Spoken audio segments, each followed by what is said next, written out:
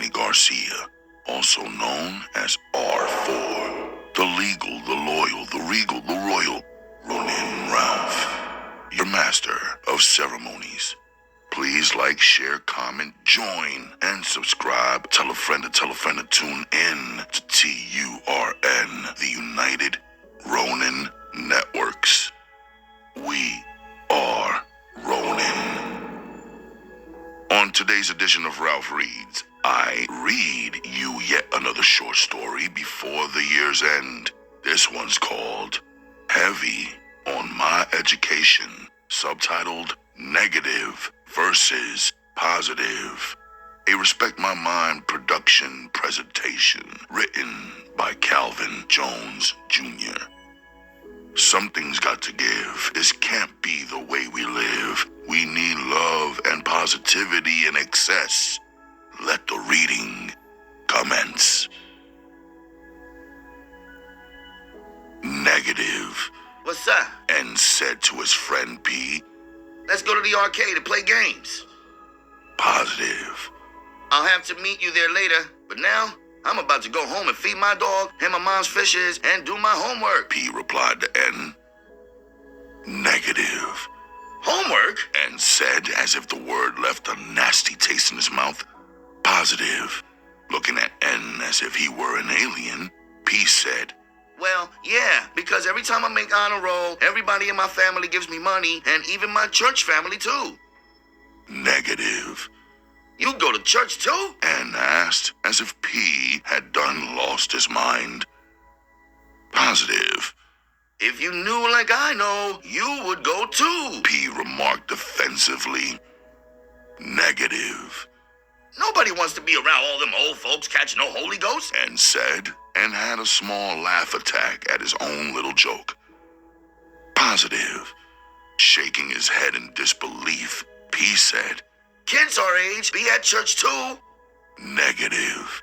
So not cool and extra lame. N said, Positive. What's not cool about establishing a relationship with the Creator? P asked. Negative. Man, my mom and dad created me, silly. N looked at P as if he should have already known that. Positive. Looking at his watch, P seen that he was 10 minutes off schedule from his home from school routine, quote unquote. But he didn't mind at all, because he had just made up his mind that he was about to help N find favor in sight of the Creator and save his young soul from the inappropriate teachings of the Destroyer, better known as Satan. Reaching into his side pocket of his book bag, he fished out a small, spiritual-induced booklet and held it out to his friend.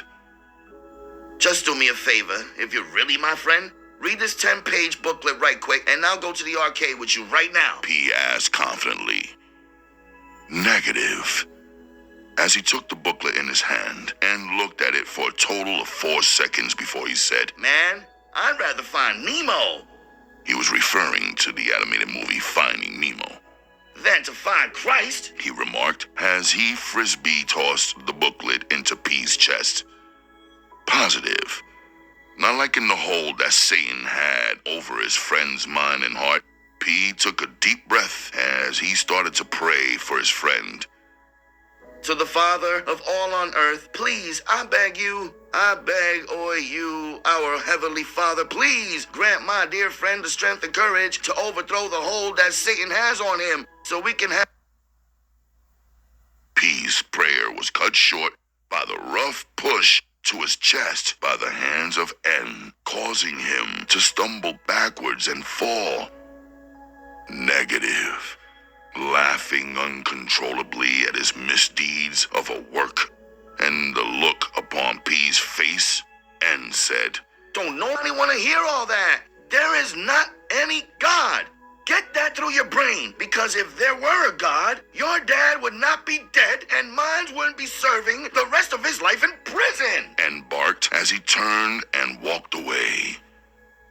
Positive. Quickly getting to his feet, P rushed over to N and jumped in front of him and said, I know and you know that tomorrow is not promised. So for the sake of your soul and our friendship, please, please let me finish my prayer for you and your soul. And I will be on my way, and I'll meet up with you later at the arcade. Negative. Chuckling to himself as he shook his head in disgust, and just turned and walked away from P and their friendship. Later that day, Creator. As the Creator looked upon N heading into the arcade, he said to his angels, "Which one of you want the task of trying to redeem this kid?" Angel. "I'll go," an angel said, and just like that, the angel was at the arcade watching N and the setup of the place. And when he seen that N was on his way to the change machine, the angel went and held his hand over the dollar slot, preventing the dollar from going in. Negative. Taking and straightening out the dollar for the fourth time, N tried to insert it again before giving up and heading to the counter to get change. Angel. Seeing that N was heading to the cash register, he went and entered the body of the teenage girl behind the counter, who was chewing gum and reading a magazine. Negative. Excuse me, N said in a rude tone. I need change for $1, he said as he handed her the dollar. Cashier. Taking the dollar, the cashier pushed a couple of buttons on the register, and after it opened, she placed the dollar in its allotted slot and then grabbed a handful of quarters, about 20 of them, and handed them to the kid. Negative. Eyes opening wide, and just looked as he tried to recall if that was a $1 bill he had given her or a 5, because he was sure it had been a dollar bill. Cashier. Recognizing the quote-unquote look, the cashier said, Don't thank me, thank God. Negative.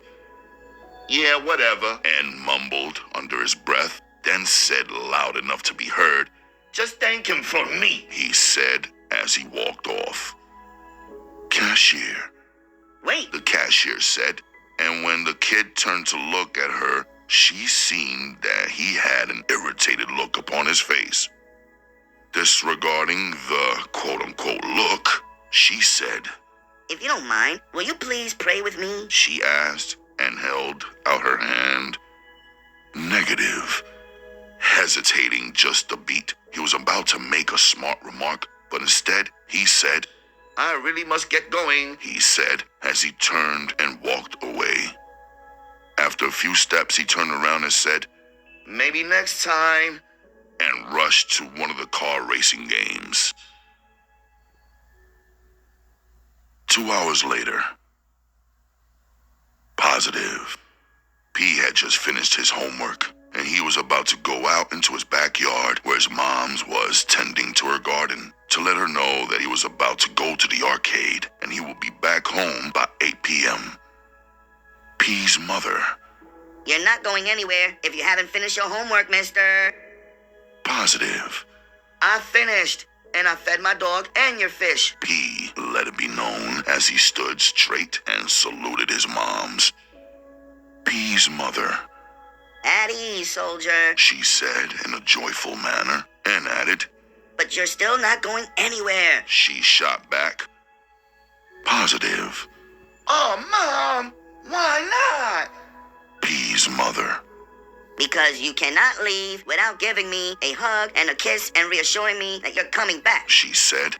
She stood, taking off her gardening gloves, and hugged her son tight. Positive. Hugging his moms, he kissed her on the forehead and said, I'll be back by 8 sharp. Scout's honor. Then he stood straight and saluted her again. P's mother. Chuckling, she said, So I'm assuming that if I do not say, at ease, soldier, you're going to have to stay like that until I do, right? Positive. Unless I have to sneeze. He shot back and faked a sneeze, and they both started laughing. P's mother. All right now, go on and play them games that get more of your time than me. She said, and made a sad face. Positive. Oh, look at the little baby. He entertained his moms. He had noticed, and did not mind at all, that since his father's death, she had become a bit protective and wanted him to stay at home or be with her. I'll be back and cook hamburger helper tonight if you don't mind. P's mother. And what if I do mind? She asked playfully. Positive. Well, I'm not cooking, so I cannot be choosy. But unless you want me to starve, you will cook anything but vegetables. P's mother. Veggies it is. She sang and laughed. Positive. I love you, Ma. P said, laughing at his mom's humor. P's mother. I love you too, son. She said. Be safe and hurry back. Meanwhile, paramedic. We're losing him! We're losing him! The paramedic screamed as he added more voltage to the shockers and rubbed them together and placed them on the kid's chest as the kid's body contracted to the electric voltage. Removing the shockers, the paramedic put his fingers over the kid's nose and attempted another go at CPR as all of his colleagues stood silently praying for the poor kid who had suffered a massive asthma attack and was now unconscious. Positive. As P walked down the street 2 blocks from the arcade, he could see that whatever happened, it happened at the arcade. Speeding up his pace a little bit, he silently prayed for whoever may be the recipient of all the commotion. Negative. N stood around looking at the commotion. He could not see much, for the crowd bunched together. Some bystanders were talking and some were crying. When he seen a familiar face, P peeking through the crowd, trying also to see who the victim was. P! N hollered over the noise of the crowd, loud enough for P to have heard him. But P showed no signs of acknowledgement. So N walked over and stood behind P and said, I have a lot of quarters, P. But there still were no signs of acknowledgement. And just when N was about to push P for ignoring him, P pushed through the crowd, screaming and started crying. Positive. P had only caught a glimpse of the person who was the recipient of all the commotion when the woman who was in front of him passed out when the paramedic yelled, It's no use. The paramedic sounded defeated. We lost him. And that's when P had gotten a glimpse at his friend N, and he had pushed through the crowd of onlookers screaming, No! No! That's my friend! Let me pray for his soul! He was crying as the policemen caught hold of him before he had broken the do not cross line. Let me go, mister! Please! If I don't pray for my friend's soul, he's going to hell! P struggled against the policeman's grip. Officer. He's gone, kid. The officer held P. His soul had already left. Negative. N had been there throughout the whole ordeal, but was overly confused as to why no one seemed to be paying him any attention. And when the paramedic man pulled the sheet from over the person's head, N's mouth fell open and his eyes went wide with fear as he looked at P, put his right hand on the kid's forehead, who looked so much like himself. They could have been twins, and P was crying and mumbling something about, please God this, and please God that, and save his soul this, and save his soul that. Then N heard an eerie voice from behind him, and he turned to see what it was. And without a shadow of a doubt, he knew that this thing was none other than the devil.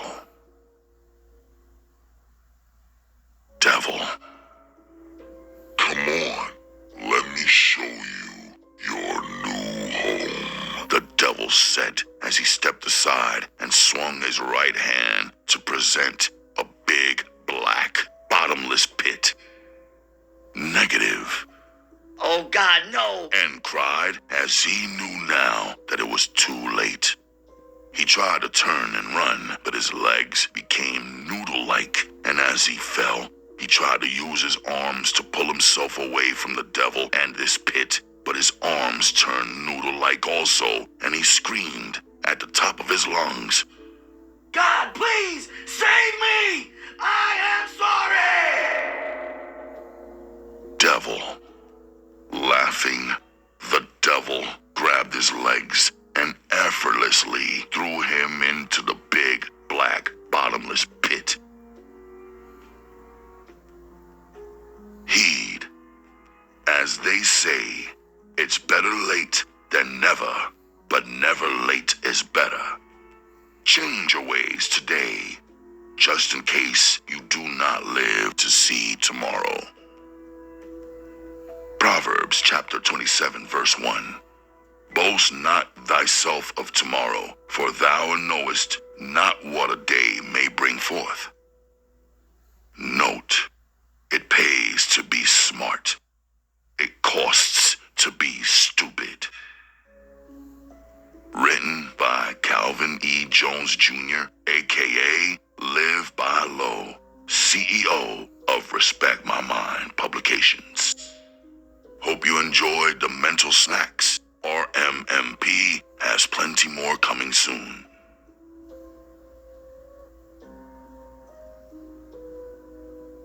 Thank you folks for tuning in to Ralph Reads. I would like, or rather love, to thank you queens and kings for stopping by.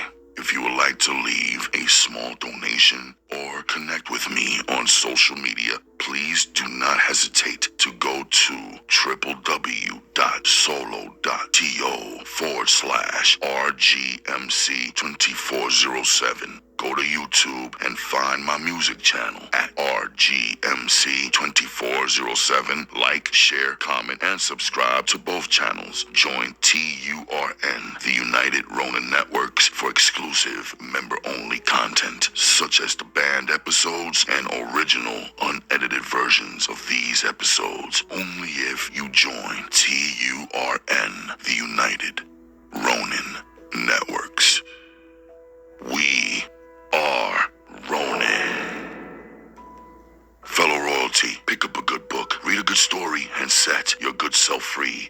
I appreciate you, and I love you like cooked food. I will see you folks on the next edition of Ralph Reads. Short stories, long stories, all kinds and types of stories, from the boring to the most gory. That's what I always loved about books.